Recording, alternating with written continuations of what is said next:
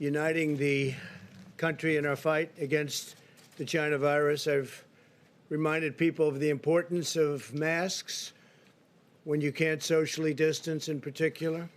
A strong message has been sent out to young people to stop going to crowded bars and other crowded places.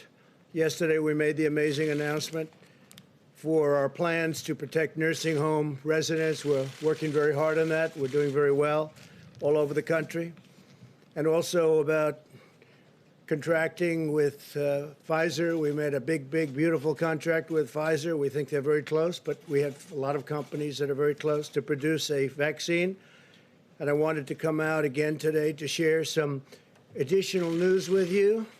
This afternoon, my political team came to me and laid out our plans for the convention in Jacksonville, Florida.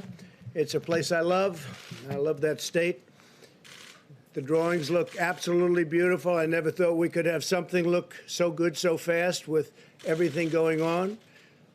And everything was going well. A tremendous list of speakers, thousands of people wanting to be there, and I mean, in some cases, desperately be there. They wanted to attend, people making travel arrangements all over the country. They wanted to be there. The pageantry, the signs, the excitement were really, really top of the line. But I looked at my team and I said, the timing for this event is not right. It's just not right with what's happened recently, the flare-up in Florida. To have a big convention, it's not the right time. It's really something that, for me, I have to protect the American people.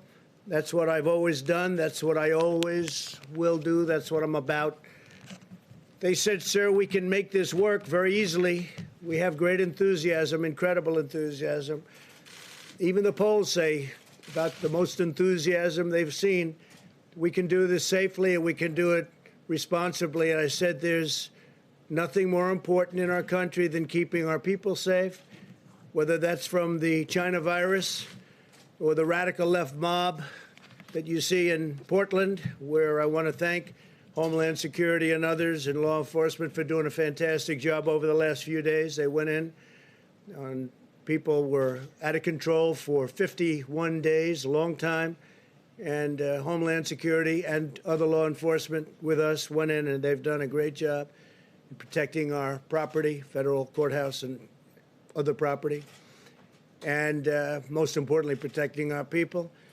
Or the senseless violence that you see in Chicago or New York or Detroit, a lot of other cities where so many people are shot and so many people are killed.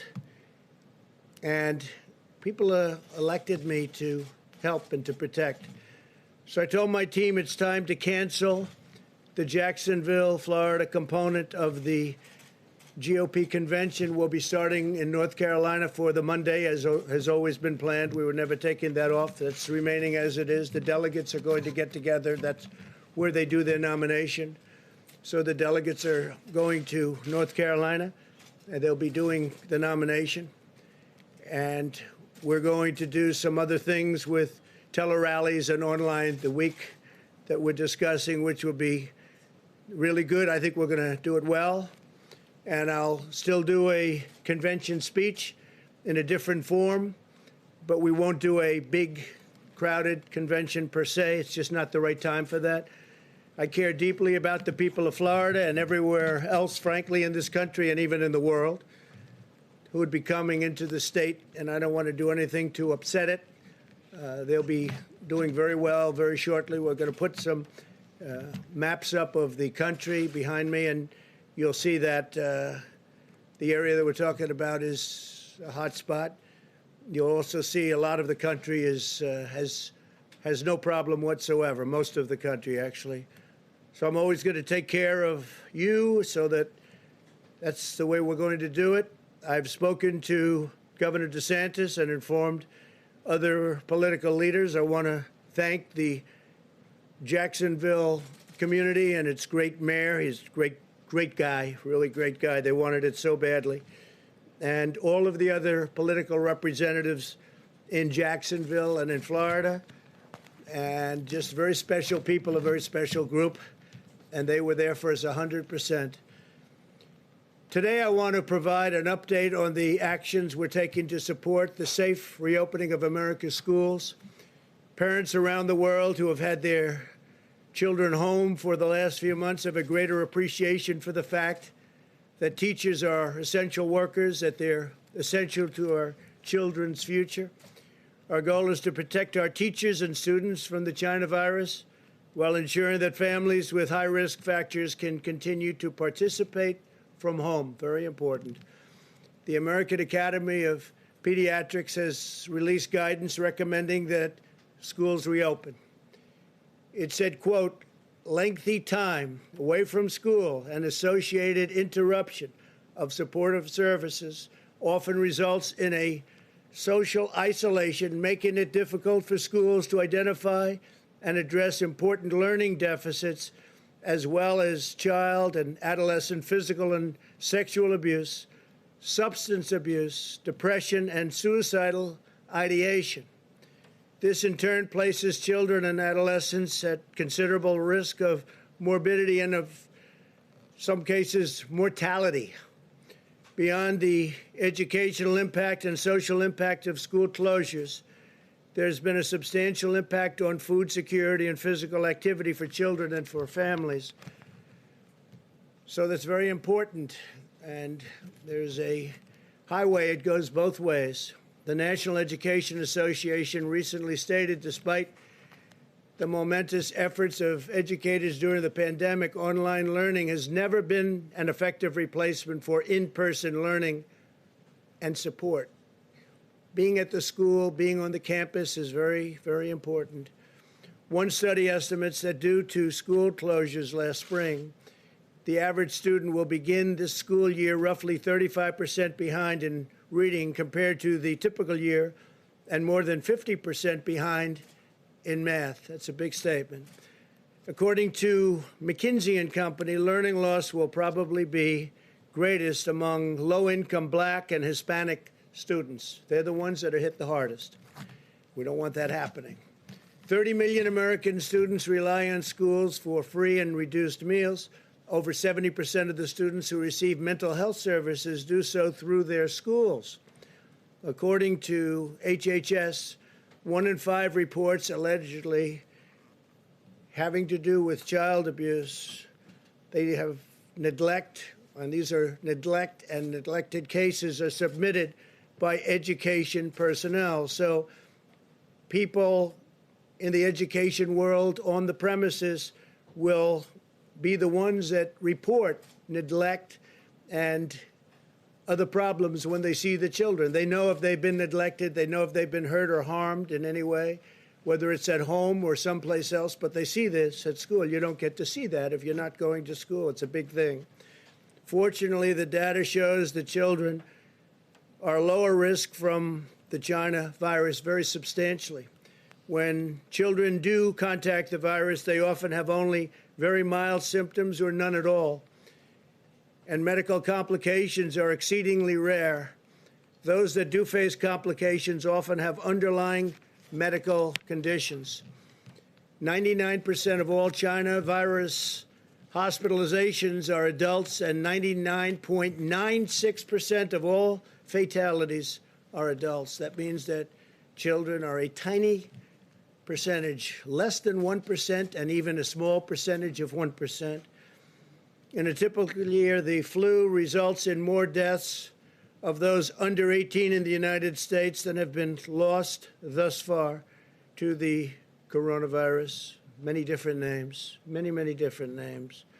The life of every child is sacred and must be protected.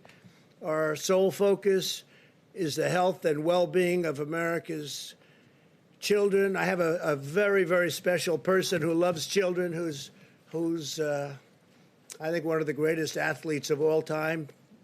A lot of people say the greatest pitcher of all time, known as a relief pitcher, could have been whatever he wanted. Some people, he is the greatest reliever of all time by far, substantially more saves than anybody else. In fact, he got the Presidential Medal of Freedom recently.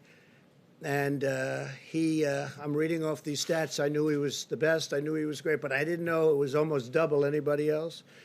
But he's a man who loves children, has children, loves children. works hard with children. We're going to go outside and be with some little leaguers. Mariano Rivera, you know, he's the Sandman, right? My wife said, darling, why do they call him the Sandman? I said, you know, they play the song. He just puts the batters to sleep, and that's exactly what happened. So having Mariano here is a great honor. Thank you very much. I was talking about children in schools, and there's nobody that's done more than you have. Thank you very much, Mariano. Fantastic man. Given these considerations, we believe many school districts can now reopen safely, provided they implement mitigation measures and health protocols to protect families, protect teachers, and to protect students. And we do have to protect the teachers and the families also. We have to remember that all families should be empowered to make the decision that is right for their own circumstance. This is especially important if a child has underlying health conditions or lives with a parent or grandparent who's at higher risk. In cities or states that are current hotspots, and you'll see that in the map behind me, districts may need to delay reopening for a few weeks, and that's possible. That'll be up to governors. The decision should be made based on the data and the facts on the grounds in each community, but every district should be actively making preparations to open. Again, the children obviously have a very strong immune system, maybe even as strong as yours. They seem to be able to fight it off and not have a problem. So it's pretty amazing, actually. Great, great credit. Our strategy to safely reopen schools mirrors our approach nationwide as we race toward the completion of a vaccine and therapeutics. The responsible path is to shelter those at highest risk while allowing those at lower risk, much lower in the case of young children, to resume work at school, and as long as everyone practices vigilant hygiene and social distancing. We want that. A permanent shutdown was never the strategy, which would ultimately lead to greater mortality and irreversible harms. We don't want to do that. At the same time, we have to get our economy going. We had tremendous numbers issued yesterday. Housing prices, pricing of housing up 21%. It's the highest in history. It's the highest number in history. Real estate housing went up 21%. Today, the CDC will provide additional guidance for how schools can reopen safely. I hope that local leaders put the full health and well-being of their students first and make the right decision for children, parents, teachers, and not make political decisions. This isn't about politics. It's about something very, very important. This is not about politics. I even think it's bad politics if you do the wrong decision, very bad politics. We're asking Congress to provide $105 billion to schools as part of the next coronavirus relief bill. This funding will support mitigation measures such as smaller class sizes, more teachers and teacher aides, repurposing spaces to practice social distancing, and crucially, mask wearing. This money is in addition to the $30 billion we secured for schools and universities earlier this year. That money we have, some is distributed and some is not distributed. If schools do not reopen, the funding should go to parents to send their child to public, private, charter, religious, or home school of their choice. The key word being choice. If the school is closed, the money should follow the student, so the parents and families are in control of their own decisions. So we'd like the money to go to the parents of the student. This way they can make the decision that's best for them. We cannot indefinitely stop 50 million American children from going to school, harming their mental, physical, and emotional development. Reopening our schools is also critical to ensuring that parents can go to work and provide for their families. The Council of Economic Advisors estimates that 5.6 million parents will be unable to return to work if schools do not reopen this year. It's a tremendous problem. It's a tremendous problem. Schools have to open safely, but they have to open. More than a dozen European countries, as well as South Korea, Taiwan, and many others, have already reopened schools, and cases have not risen. We can achieve the same goal if we unite together, follow the best medical practices, and apply common sense. We'll continue to support states and cities in the current hotspots in the South, Southwest, and West. The governors, I know them all. They're all very, very capable. They're doing a very good job. They're working so hard. You wouldn't even believe it. We have nearly 30,000 federal personnel deployed in the states that need assistance. We're helping with doctors and nurses, medical personnel of all kinds. As a PPE update, we're in close communication with governors and states. We have supplies, everything they could possibly need. We're very strong on supplies. Remember, I used to say the cupboards were bare. Well, now the cupboards are the opposite. Due to our historic efforts to increase both the national stockpile and the state stockpiles, the vast majority of the states have 60 days' worth of supplies on hand. And most importantly, they have ventilators, because the ventilators are very, very hard to come by, at least in the past. Now we're making thousands of ventilators a month and supplying them in many cases to other countries. For states that are making requests, we're rapidly delivering. In the last 24 hours, FEMA has deployed more than 1.5 million masks upon request, 1.7 million gowns, and 600,000 well, let me change that. We've created about 600,000 different supplies. We have 600 ventilators to Arizona, North Carolina, Pennsylvania, Colorado, Idaho, and Washington. I think the number is 600. We're going to check that, and we'll give it to you in a little while. But we've got a stockpile of thousands of ventilators. I think we've sent out about 600 just recently. The United States has now conducted more than 51 million tests, which is more than any other country in the world by far. Roughly half of the tests are either the rapid point of care tests, which frankly solves a lot of problem and delay, 5 to 15 minutes instead of waiting for service both ways in both directions and then at the lab. But roughly half of them now, which is a tremendous increase, are 5 to 15-minute tests, or tests done in a hospital where you get the results back in less than a day, in some cases immediately. We're continuing to surge testing to current hotspots such as Miami and Phoenix to detect those with the virus and take steps to stop from spreading it further. There's a copy of the map, and this is, you have it right behind me. That's really very much indicating where the problems are. You see from that, it's in great shape, lots of it. The Northeast has become very clean. The country is in very good shape, other than if you look south and west, some problems. That'll all work out. On therapies, we've worked with Florida to ensure that over 40,000 vials of remdesivir are arriving this week. It's a lot. That's a lot. They're working round the clock to make it. It's had a tremendous impact. We've also shipped thousands of vials to Arizona, California, and Texas over the past 2 weeks. Arizona's doing very well. It's heading down. The numbers are heading down, I think, very quickly. Governor's done a great job. They've all done a great job. They've all done a great job, working hard.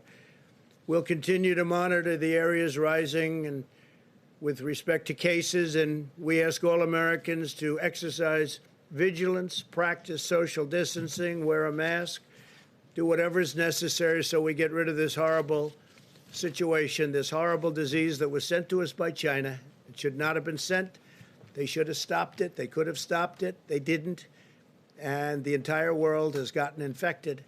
And a lot of countries are going through a lot right now. This morning I spoke with President Putin of Russia, and they're going through a very hard time with this, in Moscow in particular. I spoke to the Crown Prince, Saudi Arabia. They're doing well, but they're going through a lot. Everybody's going through a lot. Yesterday I spoke to the heads of 4 different countries. All 4 are going through a lot, going through a hard time. This could have been stopped. It could have been stopped quickly and easily, but for some reason it wasn't. And we'll figure out what that reason was. So with that, if you have any questions, please. on the convention, were you simply not convinced that you could keep people safe at the convention? I just felt it was wrong, Steve, to have people going to what turned out to be a hot spot. You know, when we chose it, it was not at all hot. It was free. And all of a sudden, it happened quickly. It happens quickly, and it goes away, and it goes away quickly. The key is we wanted to go away without a lot of death, without a lot of problems, and we're learning so much about the disease. That's why we're very cognizant of nursing homes. We're watching them very carefully, and people over a certain age, and especially people over a certain age with diabetes or heart disease in particular, but with a problem. So we didn't want to take any chances. So we had a lot of people. We have the delegates want to be there. We're going to do a fairly reasonably quick meeting in North Carolina. The nomination will be produced, and then we'll announce what we're doing, how we're doing it, whether it's something that's done online, I guess you could call it online. So there could be nothing like our last convention. Unfortunately, that was a great convention and in a great place, as you know. We had a great time in Cleveland, but it's a different world, and it will be for a little while. We want to get the world back to what it was, and I think we'll have that, including great job numbers, including so many things that are happening so positive. I have to say the stock market is close to records. For NASDAQ, it is a record. It's already exceeded its highest numbers. But we want to get our country back to what it was. So would your acceptance speech be from the White House, and are you worried? We haven't said that yet, Steve. We'll have that. We'll probably announce that over the next few days. Are you worried this might dampen enthusiasm for you? Look, we've done a great job. We built the greatest economy in the world. Nobody close. Not China, not anybody. We had to close it. We saved millions of lives, and we opened it. But we had the best numbers in history for African Americans, Hispanic Americans, Asian Americans, every group you want to name. Young people without a diploma, young people with a high school diploma, with a college diploma, anything you want to name. We had the best numbers. Women doing incredibly. Never been a time like that. And we had to turn it off because of what China did. We had to turn it off. And then all of a sudden, now we turn it back on, and we're doing very well. But it was very bad. China, speaking about China, the trade deal means less to me now than it did when I made it. When I made it, it was a great deal. But they're setting records. Yesterday was a record corn day. They purchased more corn than any order ever. And that went on for 2 or 3 days, and soybeans and all. But it just means much less to me. Can you understand that? Just means much less to me. Please, go ahead. Thank you. What was the one thing, if there was one thing that changed your mind about the convention, and did Florida officials ask you to cancel it? No, they didn't. We're dealing with them, but they didn't. I would just say safety. Just safety. I could see the media saying, oh, this is very unsafe. I don't want to be in that position. It's safety, not because of the media, but that's what they would say. And we'll have a very nice something. We'll figure it out. It'll be online in some form. Maybe it'll be something even a little bit different. We have time. You know, we're talking about the end of August. But I think it'll be something that will be exciting. But there can be nothing like having 25,000 people. We had a tremendous thing planned tremendous convention planned in North Carolina. And it would have been very good, but a much smaller version in Florida.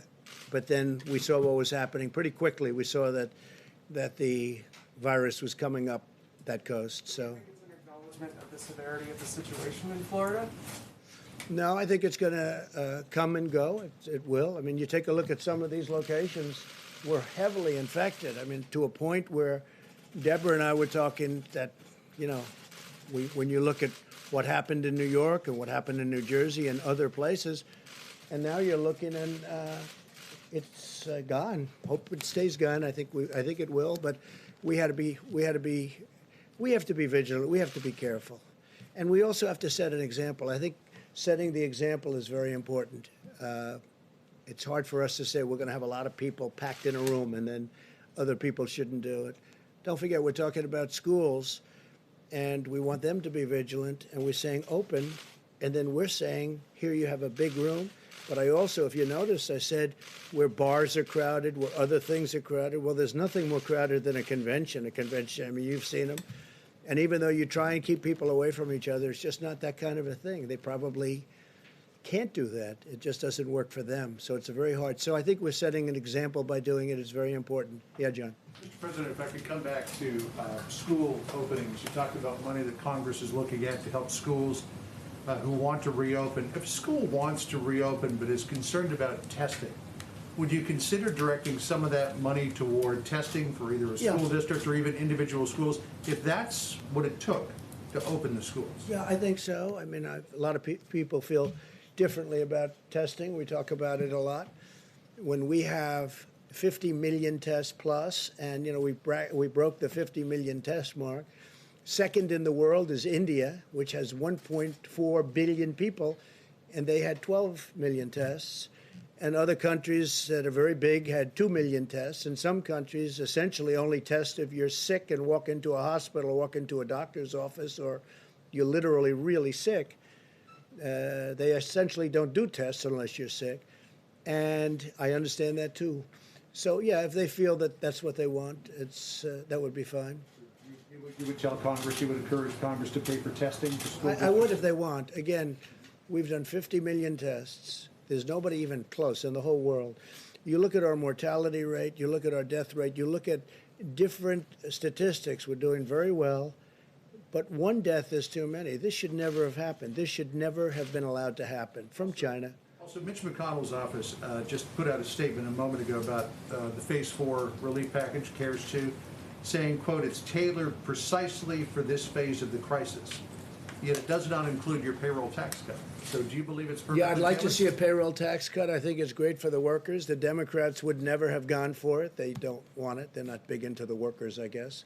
And based on that, I told them last night, I told the Republicans who have been working very hard on this, I'll tell you, and they want what's right for the country. And hopefully the Democrats ultimately will. But I said, I think a payroll tax would be good, but you're not going to get it from the Democrats. We need their votes, as you know. It's not like, we have a majority, but it's not enough that's why I guess we have an election coming up. So you still need Democrat votes, and we're not going to get the Democrat votes on that. So I'd like to see it. I think it would be very good for the workers. But if we're not going to get their votes, I guess we have to go on to the next thing. A payroll tax cut would have been very good. And maybe something happens. Yes, please. You talk about setting an example on Jacksonville, but I just wonder, some people are going to take away from this the lesson that you're pushing too far, too fast. It seemed for a while the numbers were going up in Jacksonville and you were going to have a problem there. This comes up at a time you're pushing for schools to reopen. We have the opening of the Major League Baseball season. Isn't the example of Jacksonville that we're pushing too fast? Well, baseball, as an example, we were discussing it a little while ago. You're going to be at an empty stadium. I've agreed. Randy Levine's a great friend of mine from the Yankees. He asked me to throw out the first pitch, and I think I'm doing that on August 15th at Yankee Stadium. And I say, how's the crowd going to be? And, it's like you don't have a crowd. There is no such thing. It's going to be interesting, Mariano. He's not used to that. I've been at many games. He walks in, the place goes crazy. I think it'd be just as good without the crowd. You were just born with it. Some people are born with it. I don't know if this is only for the baseball players, but I've never seen a pitcher throw a ball where so many bats were broken as Mariano. He's got the all-time record. I said, how do you do that? He said, parents. Great parents, when you get right down to it, right? How do you do that? It's called parents. But yeah, just to finish, I think that we have to all set examples. I think Major League Baseball is setting an example by, playing to empty stadiums, and so are other sports. You see that.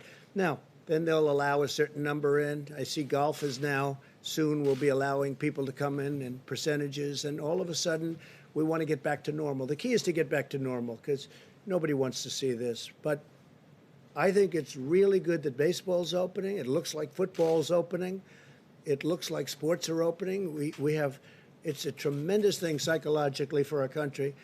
And we're all with it. We're going to see right now some beautiful young little leaguers outside with a great future ahead of them. They're already practicing on the front lawn of the White House. and we're going to go out and say hello to them, and it'll be really great. Okay, how about one more? Yeah, please, go ahead. President Trump, the Washington Post earlier today reported that one thing holding up the GOP coronavirus bill is the White House asking that it include language regarding the FBI building in downtown Washington, D.C. Is that true? I don't know that they're putting it in this bill, but I know they want to have a new FBI building. This one is very old, and it's really was never built to a very high standard, as you probably have heard, and it's got a lot of danger involved, and panels falling off the outside and pieces of concrete falling off the building. And they want to build it at the site that they have it. They had options very far away from Washington. And I said to them, frankly, you have to be near the Justice Department. There's nothing better than the site. The site they have now is better. But they were looking at sites in Maryland and Virginia and different places. But they would have been too far away. So I have been encouraging them to build it, and if you have a choice. You can renovate the existing building, but it's not a good building, or you could take it down and build a great building for the FBI for 100 years and have it be incredible, even with tracks on top. They're talking about, we have, because FBI people like to work out a lot, and you could have literally quarter-mile tracks on top. It's a very big site, very wide site. So I think the best idea would be to build a new building, and that way you have it for a long time. Renovation can never be as good as a new building in that case. I know they're talking about it, whether or not they put it in this bill or someplace else, but the FBI needs a new building, and we'll get it done. Thank you all very much. Thank you. Thank you very much.